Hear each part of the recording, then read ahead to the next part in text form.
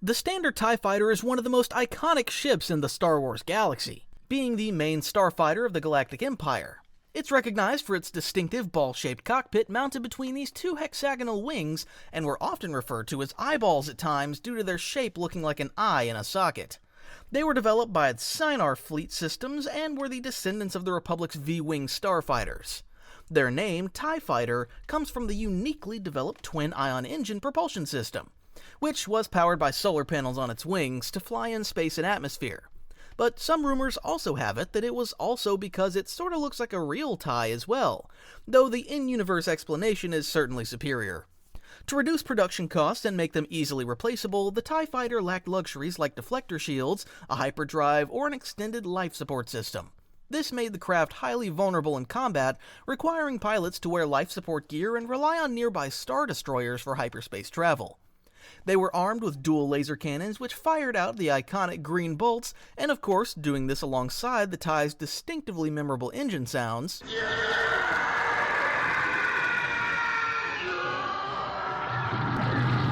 Due to their lack of shields, Imperial pilots often regarded TIE Fighter pilots as reckless, and other cabinets like to refer to them as coffin jockeys. And if we look at the original trilogy, I certainly get their point considering how many TIE Fighters were destroyed. However, despite its vulnerabilities, the TIE Fighter's sheer numbers and versatility make it a mainstay of the Galactic Empire's fleet, and it became a symbol of their dominance across the galaxy. Putting a strong emphasis on symbolic dominance, might I add. The TIE prototype was the forerunner of the TIE line, which was developed after Palpatine approved a non-shielded starfighter design. Its design was inspired from the Republic's V-Wing starfighter and Eta II Actis Jedi Interceptor. While its appearance closely mirrored the standard TIE Fighter, the prototype featured wing-mounted cannons rather than the familiar chin-mounted laser cannons, and lacked structural reinforcements for atmospheric flight. Its deployment was limited, but it did lay out the foundation for the previously discussed regular TIE Fighter. The TIE Interceptor was a deadly evolution of the standard TIE Fighter, with arrow-shaped wings tipped with additional laser cannons. This configuration made it one of the fastest and most maneuverable starfighters in the Imperial arsenal and the galaxy, rivaling the feared A-Wings of the Rebel Alliance in speed.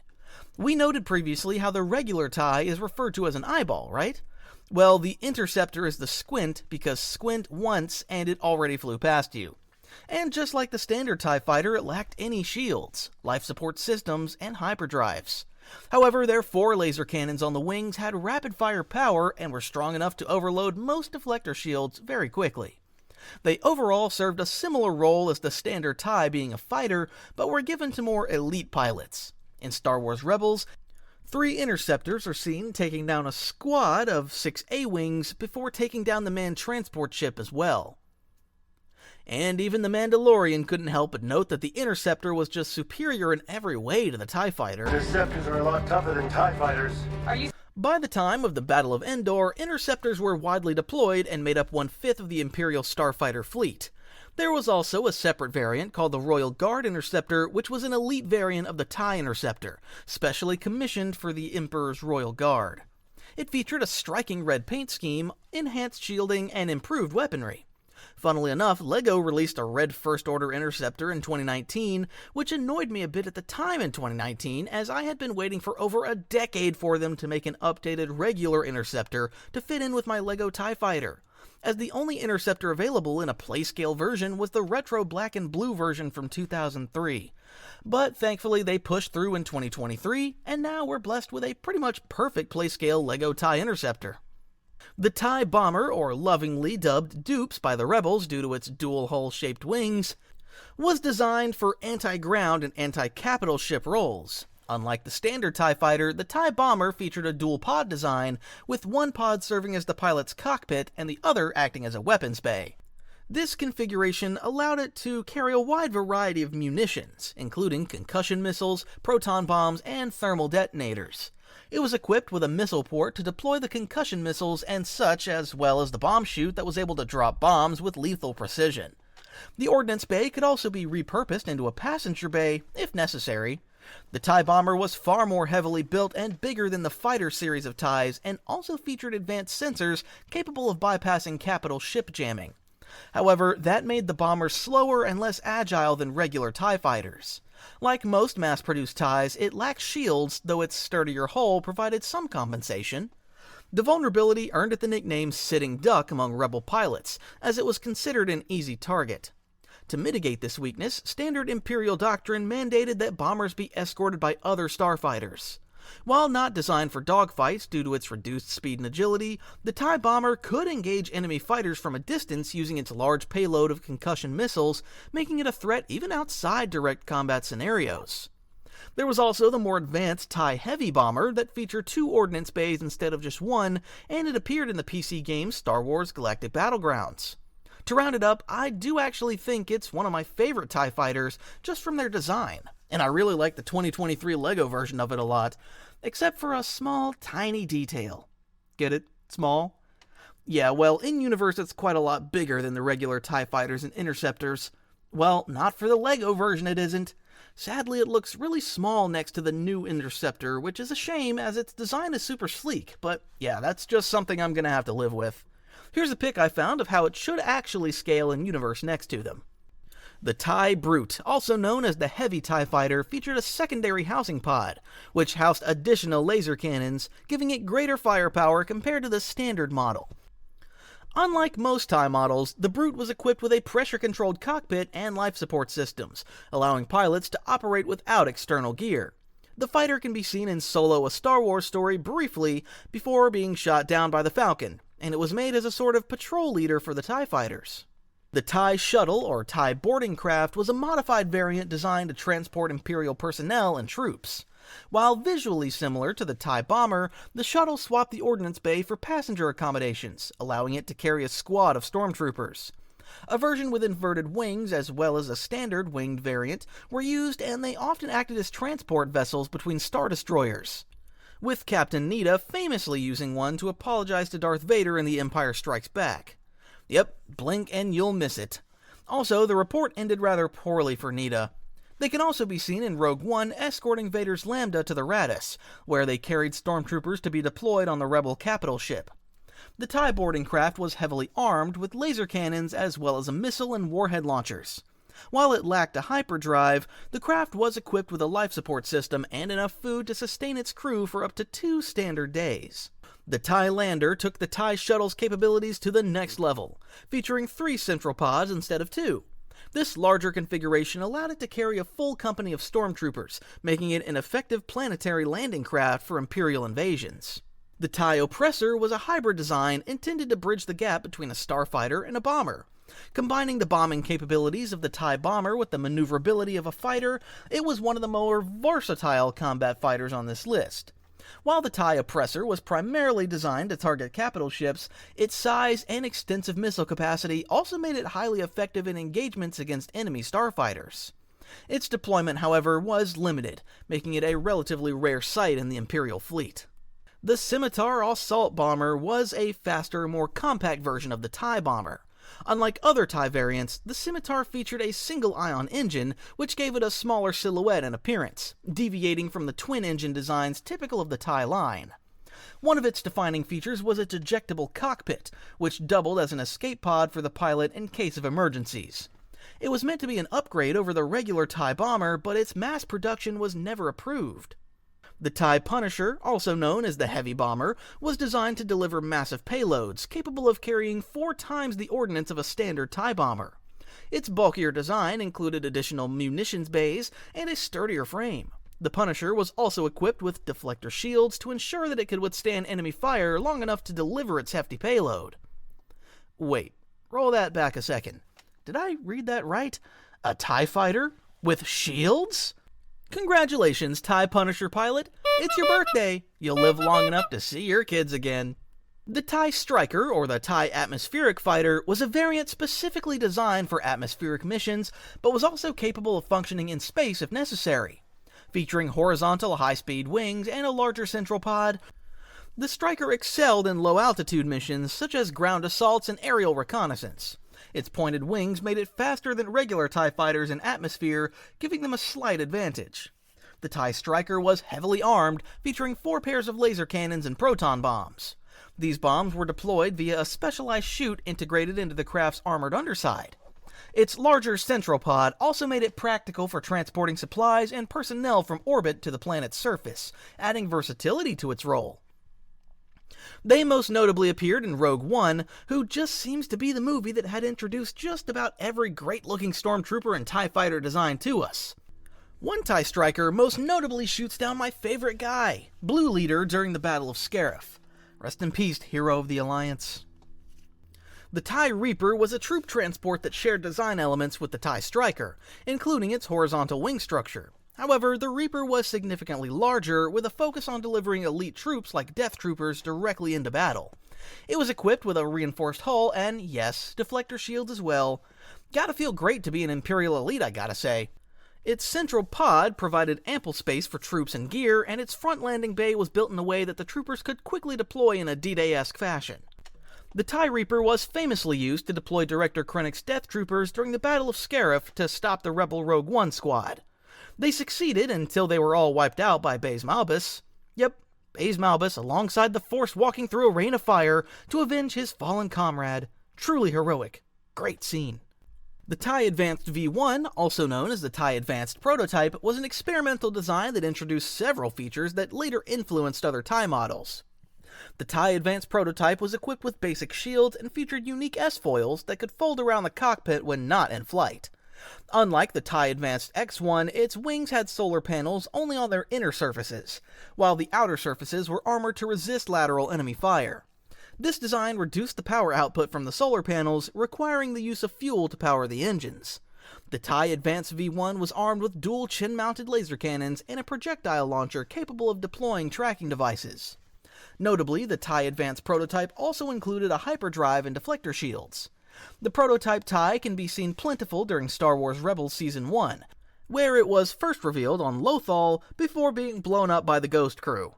The fighter then went on to become the fighter granted to the Imperial Inquisitors, such as the Grand Inquisitor. The LEGO TIE Advanced Prototype is also one of my favorite LEGO TIE fighters to date. It just has something that makes it very swooshable when held in hand, and the simplistic design kinda adds to it. Also, its main focus on light gray colors just make it look very sleek. Let me know if you own this set as well, and how much you like it. The TIE Advanced X1 was an advanced prototype starfighter in the TIE series, developed by Sinar Fleet Systems. As an evolution of the TIE Advanced V1's design, the TIE Advanced X1 was intended as a potential replacement for the standard TIE fighter. Although it never entered mass production, many of its features were incorporated into subsequent designs like the TIE Bomber and TIE Interceptor. It also is the personal starfighter of Darth Vader, who piloted a modified early prototype of the X1 line with a custom cockpit tailored to his suit. Like the V1, the X1 came equipped with a hyperdrive and deflector shields, as well as reinforced armor and stronger firepower. These enhancements made it far more formidable than the standard TIE fighter, capable of engaging multiple Rebel fighters at once, as Vader demonstrated time and time again, be it in Star Wars Rebels or the Battle of Yavin. The TIE Advanced can also be picked as a hero vehicle in Star Wars Battlefront 2015 and 2017, and it's one of the most fun fighters to fly, as it's really small and quick. Like, have you tried following one as an X-Wing? It's literally impossible, because blink once or twice, and he's out of your sight. So yeah, give it up to one of the smallest but yet most formidable and iconic TIE fighters in the Empire. The TIE Avenger, also known as the TIE Advanced, was the direct descendant of the TIE Advanced X1, and served as a bridge between it and the more powerful TIE Defender. Designed to be a multi-role starfighter, the Avenger retained the X1's hyperdrive, deflector shields, and enhanced speed, but it also included upgrades to its maneuverability and firepower. Much like the TIE Interceptor, the TIE Avenger boasted intimidating pointed dagger-like solar rays. The Avenger's sleek and aerodynamic design not only reduced its profile, making it a more challenging target, but also maintained a similar surface area for solar-powered collection to its advanced prototypes. Armed with powerful laser cannons and missile launchers, the Avenger was a formidable opponent for both starfighters and larger targets. Its design philosophy focused on versatility, making it a highly effective craft for both dogfights and assault missions, as its small frame made it hard to hit and even allowed it to outclass its successor, the TIE Defender, in certain areas. The TIE Defender was a revolutionary starfighter designed to outclass both Rebel and Imperial fighters in virtually every way. It was developed as a response to the high success rates of Rebel starfighters against standard TIE fighters.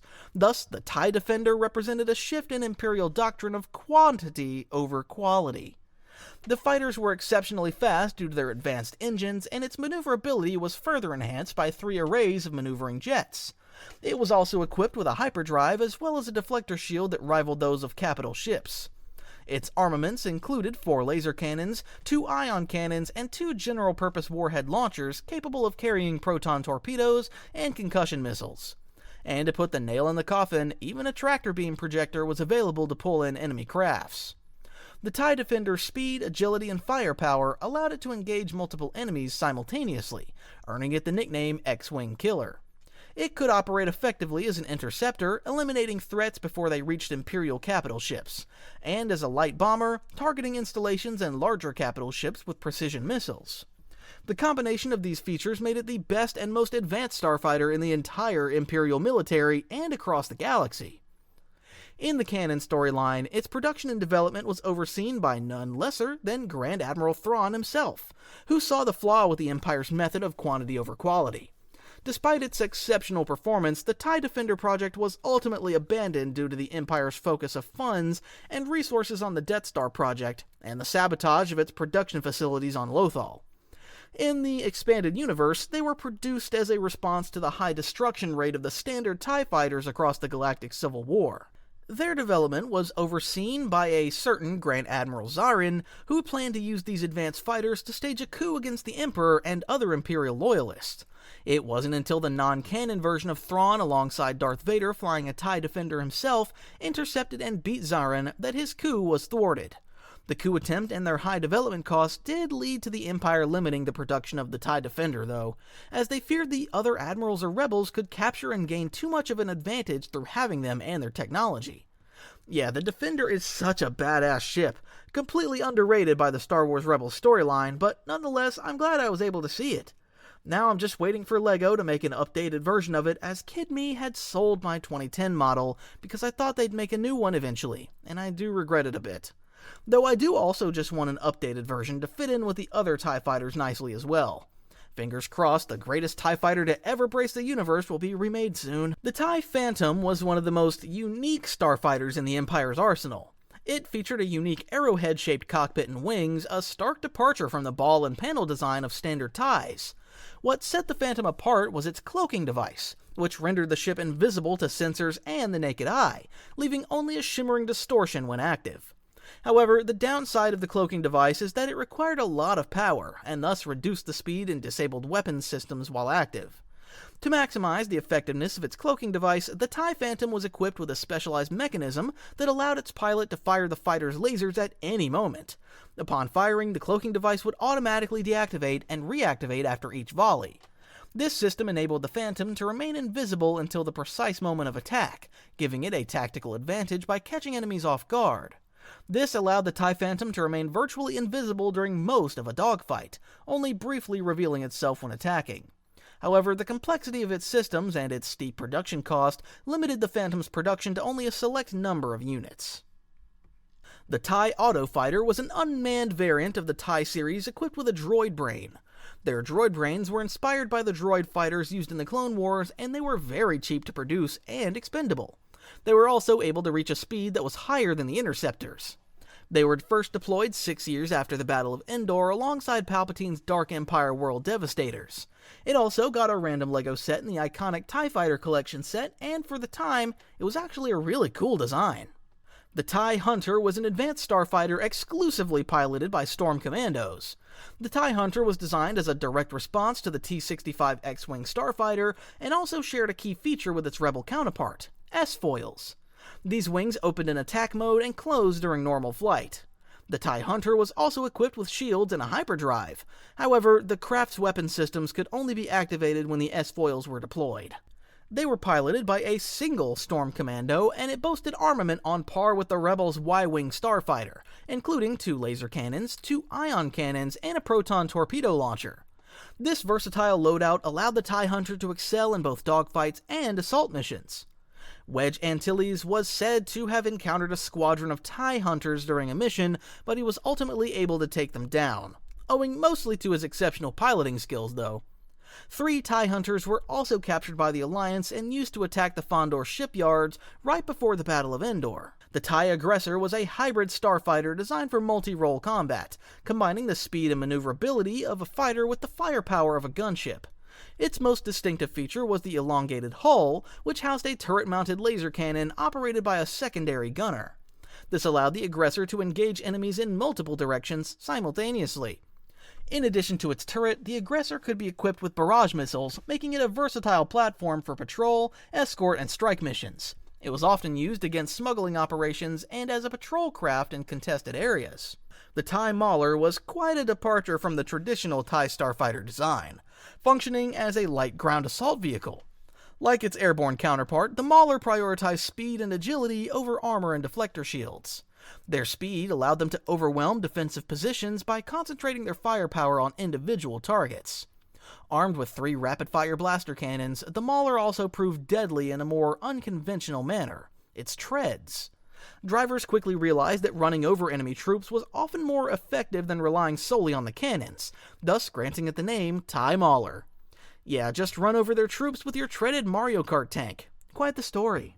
However, like its airborne TIE counterparts, it lacked deflector shields and it was later replaced by the TIE Crawler. The TIE Crawler, also known as the Century Tank, was a ground-based variant of the TIE series resembling a TIE cockpit suspended between 2 large tank treads. Unlike the lighter TIE Mauler, the Crawler was designed for climbing steep terrain and engaging enemy forces in more rugged environments. Equipped with laser cannons and other mounted weapons, the Crawler served as a more heavily armed and durable alternative to the Mauler. It also randomly got its own LEGO set in 2007, kind of out of left field, and it's truly one of the most unique sets and designs in Star Wars, I believe. The TIE Scout was a long-range reconnaissance variant of the TIE series, equipped with a hyperdrive and advanced sensor arrays for intelligence gathering. It featured extensive comscan equipment to relay data back to Imperial Command, and its wings were slightly modified to avoid interference with the equipment. While lightly armed, it was not designed for direct combat and rather just for reconnaissance purely. The TIE Vanguard was a reconnaissance-focused variant of the TIE series designed for scouting and intelligence-gathering missions. Its defining feature was the array of communication antennas attached to its spherical cockpit, enabling it to collect and relay data to Imperial fleets. It was frequently deployed by Imperial forces to monitor enemy warship and fleet movements, providing crucial data ahead of large-scale fleet engagements. The TIE Sentinel was a heavily armed variant of the TIE Advanced, featuring 2 additional dual-target cannons mounted on the rear and chin of the fighter. However, little is known else, and it is unknown where they were deployed. The Lancet Aerial Artillery was a fusion of a TIE fighter and a Lambda-class shuttle, designed for air-to-ground assault.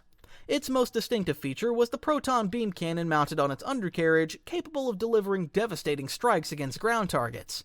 However, it wasn't shielded either, and thus vulnerable to fighter attacks. The TIE Bizarro, or TIE Experimental M1, is probably the weirdest design of the TIE series. Right up there with the TIE Crawler, I'd say. It features a single wing and 2 pods. The portside pod housed the control systems and cockpit, while the starboard pod was equipped with a heavy turbo laser, which was stronger than standard TIE model lasers.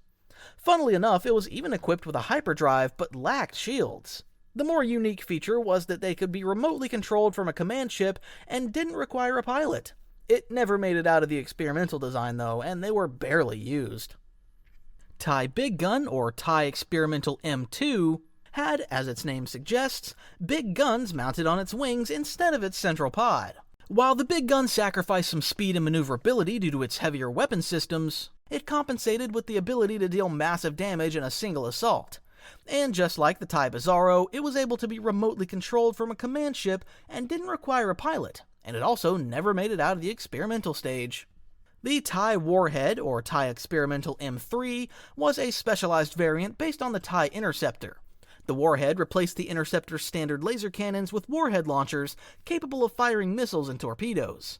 They were sometimes equipped with shields as well, and just like the TIE Bizarro and TIE Big Gun, was remotely controlled. The TIE Bomb, or TIE Experimental M4, was an unconventional addition to the TIE series, functioning not as a starfighter but as a massive kamikaze cruise missile. It was specifically designed to target and destroy capital ships and space stations. The M4 was armed with a payload of explosives capable of delivering 5 times the destructive force of a kamikaze TIE starfighter upon detonation. Like the other TIE experimentals, it was remotely operated from a Beta-class ETR-3 escort transport. The TIE Booster, or TIE Experimental M5, was a regular TIE fighter equipped with a large booster engine mounted at the back of the craft. This additional propulsion system made it significantly faster than standard TIE fighters and was also controlled remotely.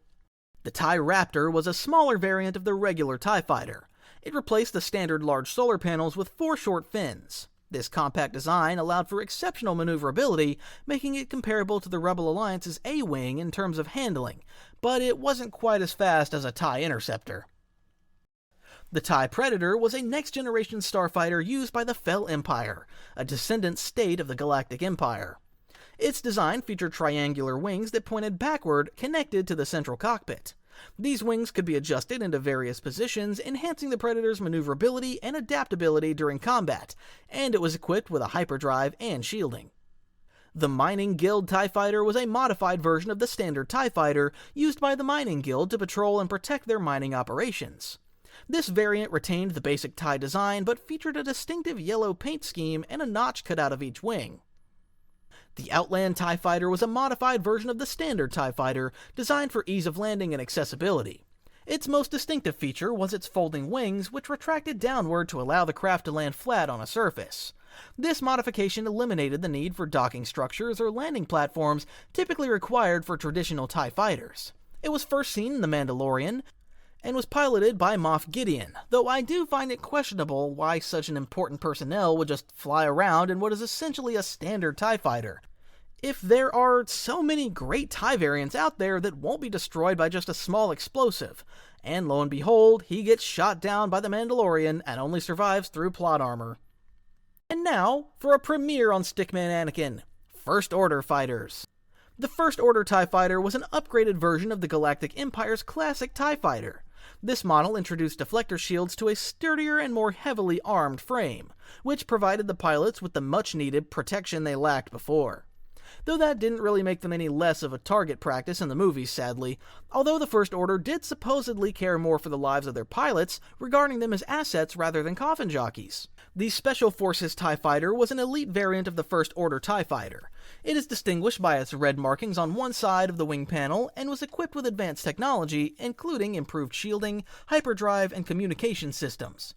Unlike standard TIE fighters, Special Forces TIE featured a dual cockpit for a pilot and a gunner, who controlled a powerful rear-facing turret cannon, making it able to shoot at trailing fighters. This version is the one you can see at the beginning of The Force Awakens, where Finn and Poe escape in one together. My main issue is that I was hoping that perhaps this version of the TIE Fighter would for once be shown to make more of a difference for the First Order in a space battle, but sadly that didn't transpire either. And most people didn't even notice that the Special Forces TIE Fighter was any different to the regular First Order TIE Fighter. I actually really like the design of this TIE Fighter, and the LEGO Special Forces TIE is probably one of my favorite sets from the Force Awakens wave in 2015. I know it's just a color swap, but black TIE Fighters with white wings and red accents do just look super sleek and elegant. The First Order TIE Bomber was a heavily armed variant that combined elements of the Empire's TIE Bomber and TIE Interceptor. It featured dual pods for a pilot and ordnance just like the bomber and had wings like the Interceptor with 4 laser cannons on each of them. The TIE Silencer was an advanced prototype design that was used by Kylo Ren in The Last Jedi. The Silencer was equipped with advanced engines as well as state-of-the-art stealth technology that could foil enemy sensors and tracking systems. It also boasted deflector shields, a hyperdrive, and powerful laser cannons and missile launchers, making it a very versatile fighter. It also got a really good-looking LEGO model, which I got because at that time I still had hopes in Disney, but sadly I don't really have that emotional connection to it really besides it looking cool. I really wish the sequels were better. The TIE Whisper was a further evolution of the First Order's starfighter line, designed as an advanced interceptor. It featured a sleek frame and elongated wings reminiscent of the TIE Silencer. Kylo Ren piloted a Whisper during the Rise of Skywalker, and like the Silencer, the Whisper was equipped with advanced technology, making it one of the most capable starfighters in the First Order's arsenal. I prefer the Silencer over this design though. Let me know if you agree.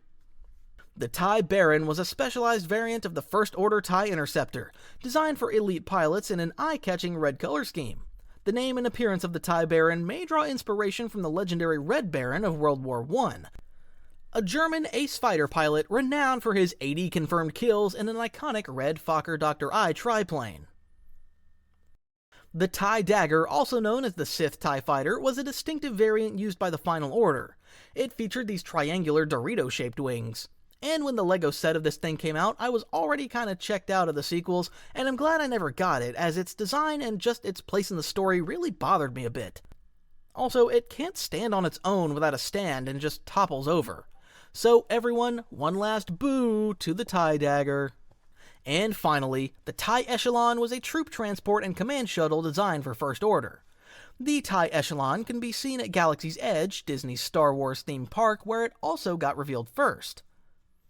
And that's it. Every TIE variant we got so far. Let me know which one you like the most. I'm bad at picking a definitive favorite, but the Defender, the TIE Advanced X1, and the TIE Bomber are certainly up there. Please like the video and subscribe.